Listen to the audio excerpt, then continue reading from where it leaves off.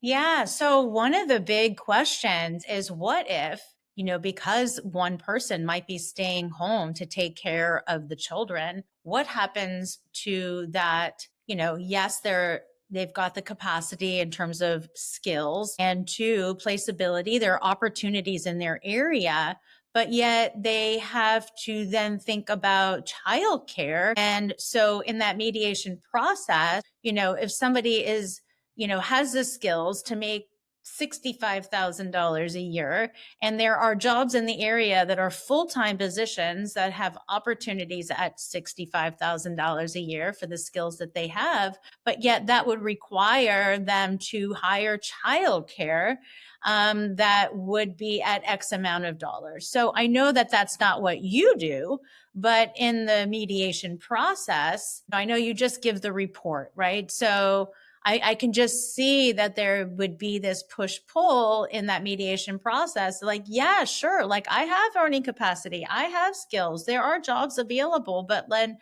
how do they balance that with the children? And I know that, again, you have had your own personal experience in divorce. So maybe this is more of a question just from your experience versus your work experience. But I think that they are, big question marks. Yeah, you're absolutely right.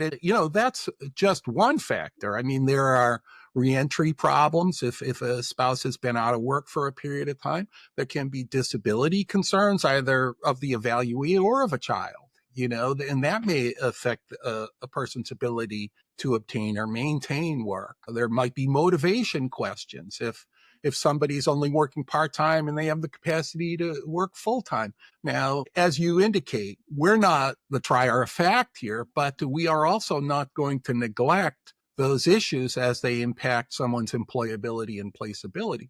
We rely on our interview with the evaluee or the records to establish what are the barriers to employment. And then we try to identify options to overcome those barriers. Standard in any vocational counseling plan. I mean, I've worked with people directly as a vocational counselor with many people and tried to assist them in overcoming those barriers to return to work. And there are so many resources in the community that may help with that.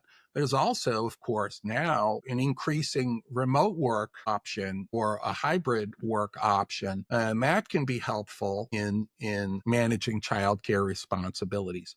So I would say that for me, that is generally incorporated into what the vocational planning component would be for a spouse. It has to be factored in, when a plan is developed because employability and earning capacity, these are not static issues. They're affected by ages of children, the nature of the labor market, the economy, any number of factors, right? And so we have to continually look at these and establish a plan that's going to account for those changes going forward.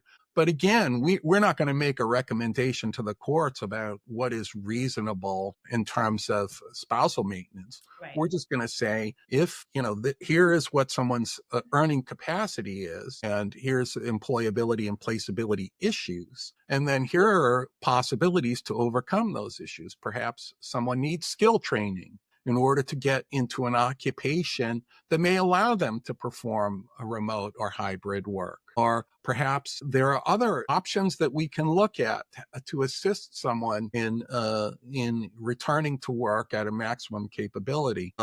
In that entails identifying those resources that are going to be supportive of the spouse in reaching their goals.